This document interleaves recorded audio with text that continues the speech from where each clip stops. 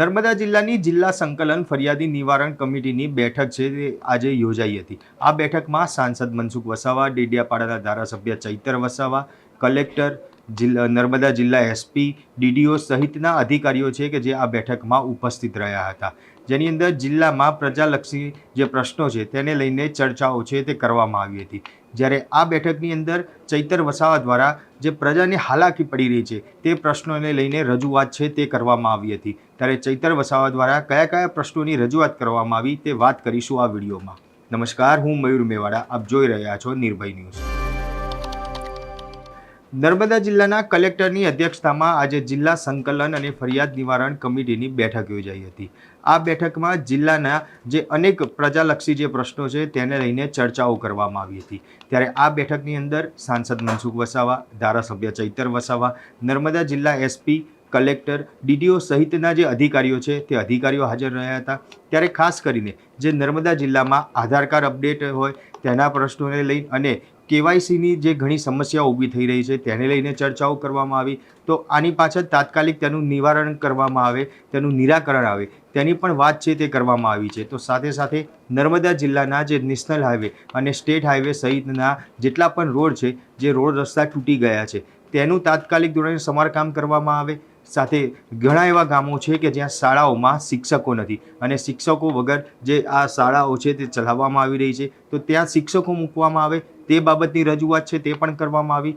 તો અન્ન અને નાગરિક પુરવઠાનો જે અનાજ સમયાંતરે સપ્લાય કરવામાં આવે અને લોકો સુધી યોગ્ય ક્વોલિટીવાળું અનાજ પહોંચાડવામાં આવે તે વાતની ચર્ચાઓ છે તે પણ કરવામાં આવી। તો તદુપરાંત જે સૌથી ગંભીર સમસ્યા કહી શકાય કે વન વિભાગ દ્વારા બહારના વિસ્તારમાંથી લાવીને જે દીપડા અહીંયા ગાડી આ જંગલની અંદર છોડવામાં આવે છે, જેના જ કારણે ત્યાં જંગલની આજુબાજુ રહેતા જે લોકો છે અને જે ગામો છે ત્યાં ગાડી દીપડાની દહેશતના કારણે અનેક જે માનવો છે તે ભોગ બનતા હોય છે, ત્યાંની જનતા છે જે હેરાન થતી હોય છે, તેને લઈને પણ ચર્ચા છે તે કરવામાં આવી। તો સાથે જ આ વિસ્તારમાં જે ડેડિયાપાડાની અને રાજપીપળાની જે સિવિલ હોસ્પિટલ કે જે સબ ડિસ્ટ્રિક્ટ હોસ્પિટલને તમામ મહેકમ જે હાજર રહે અને તેની સાથે સાથે જે ખાલી જગ્યા છે તે પણ ભરવામાં આવે તે પણ રજૂઆત છે તે કરવામાં આવી। અને જિલ્લામાં વહીવટીતંત્ર અને સરકાર પાસેથી અપેક્ષાઓ રાખીએ છીએ કે આ તમામ બાબતોની જે ચર્ચા કરવામાં આવી તેની જે તાત્કાલિક ધોરણે નિરાકરણ આવે તે વાત સાથે ચૈતર વસાવાએ આ તમામ વાતો છે કે જે આજે આ બેઠકની અંદર મૂકી હતી।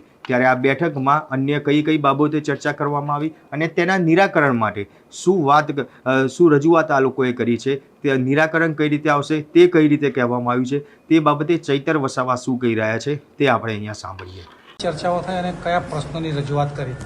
આજે નર્મદા જિલ્લા કલેક્ટર સાહેબની અધ્યક્ષતામાં જિલ્લા સંકલન અને ફરિયાદ નિવારણ સમિતિની બેઠક હતી। એમાં ભરૂચ સાંસદ માન્ય મનસુખભાઈ વસાવા અને નાંદોદના ધારાસભ્ય શ્રી દર્શનાબેન દેશમુખ અને તમામ શાખાના અધિકારીઓ શ્રીઓની ઉપસ્થિતિમાં જિલ્લાના પ્રજાલક્ષી પ્રશ્નોની તંદુરસ્ત ચર્ચાઓ થઈ છે। જેમ કે નર્મદા જિલ્લામાં આધાર કાર્ડ અપડેટ કરાવવા અને કેવાયસીની જે સમસ્યા ઊભી થઈ છે એની તાત્કાલિક ધોરણે નિરાકરણ આવે। સાથે નર્મદા જિલ્લાના રોડ એ નેશનલ હાઈવે હોય, સ્ટેટ હાઈવે હોય કે જિલ્લા પંચાયતના માર્ગ મકાન વિભાગના હસ્તક હોય, તમામ ખાડાઓ ઝુંબેશના રૂપે પૂરવામાં આવે અને યાલ ખાતે જે બ્રિજ તૂટી ગયો છે એની વૈકલ્પિક વ્યવસ્થા કરવામાં આવે। સાથે સાથે જ્યાં પણ શિક્ષકો નથી, જેમ કે રીંગાપાદર હોય, માથાવલી હોય, તાત્કાલિક ધોરણે શિક્ષકો મૂકવામાં આવે। એવી જ રીતે અન્ન નાગરિક પુરવઠાનું અનાજ સમયાંતરે સપ્લાય કરવામાં આવે અને લાભાર્થી સુધી યોગ્ય ક્વોલિટીનું પૂરતું પ્રમાણમાં અનાજ પહોંચી જાય। એવી જ રીતે આ વિસ્તારમાં વન વિભાગ દ્વારા બહારથી દીપડાઓ પકડીને છોડવામાં આવે છે એ પણ બંધ કરવામાં આવે। એવી જ રીતે આ વિસ્તારની સબ ડિસ્ટ્રિક્ટ હોસ્પિટલ ડેડિયાપાડા હોય કે સિવિલ હોસ્પિટલ રાજપીપળા હોય, તમામ મહેકમ ત્યાં હાજર હોય, જે જગ્યાઓ ભરવાની થાય તે સરકારમાં રજૂઆત કરવામાં આવે અને તમામ સાધનો ટેકનિશિયનોની ભરતી થાય એ પ્રકારના વિસ્તૃત બાબતોને લઈને આજે ચર્ચાઓ થઈ છે। અને અમે અપેક્ષા રાખીએ છીએ જિલ્લા વહીવટીતંત્ર પર અને સરકાર પર કે આ તમામ બાબતોની જે આજે ચર્ચાઓ થઈ છે એનું તાત્કાલિક ધોરણે નિરાકરણ આવે એવી અમે અપેક્ષા પણ આજના દિવસે રાખીએ છીએ। ખાસ કરીને આધાર કાર્ડનો જે ચેતવણી મુદ્દો જે છે તો એને લઈને કેવી એનો ઉકેલ શું આવે અને શું હવે થશે કે જે તકલીફ છે? આપ સૌ જાણો છો 30/8ના રોજ કલેક્ટર સાહેબને અમે રૂબરૂ મળીને એ બાબતની લેખિત રજૂઆત પણ કરી હતી, છતાંય 20 દિવસમાં કાર્યવાહી કોઈ ટેકનિકલ કારણસર નહીં થઈ હશે તો એમણે આજે તાત્કાલિક ધોરણે ત્યાં આધાર સેવા કેન્દ્ર ચાલુ કર્યા છે। એમણે કીધું 7 થી 8 કેન્દ્ર આજની તારીખે ચાલુ કરી દેવામાં આવ્યા છે, જે અમારા માટે સારી બાબત છે. અને જે પણ લોકોને આ બાબતની તકલીફો પડે છે એમને ટૂંક સમયમાં પ્રેસ મીડિયા દ્વારા જાહેરાત કરવામાં આવે કે કઈ કઈ જગ્યાએ કેન્દ્ર ચાલુ છે, જેથી કરીને લોકો ત્યાં પહોંચે અને પોતાના આધાર અપડેટ કરાવી શકે. દારૂબંધી બાબતે કઈ રજૂઆત થઈ? દારૂબંધી બાબતે અને આ નર્મદા જિલ્લાના જે આરટીઓ દ્વારા જે દંડ ફટકારવામાં આવે છે એ બાબતે પણ ચર્ચા થઈ છે. તો એમાં આરટીઓનું એક મહેકમ ડેડિયાપાડા ખાતે ઊભું કરવામાં આવે, જેથી કરીને કોઈને પણ આરટીઓનો દંડ કરવામાં આવે છે ત્યાં ભરીને વ્યક્તિ પોતાની ગાડી લઈને રવાના થાય બાબતની ચર્ચા થઈ છે.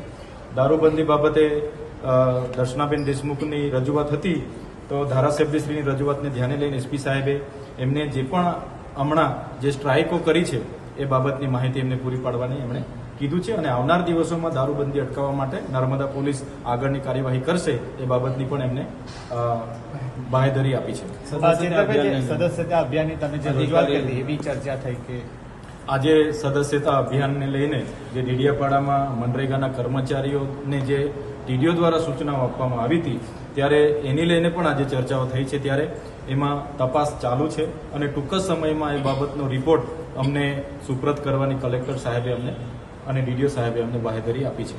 આપે જે અધિકારીનું નામ લીધું હતું એ અધિકારી બી આજે ત્યાં હાજર હતા. હા, શું જવાબ મળ્યો? આપણે ડેડિયાપાડાના જગદીશ સોની કરીને જે ટીડીઓ શ્રી છે એ પણ હાજર હતા.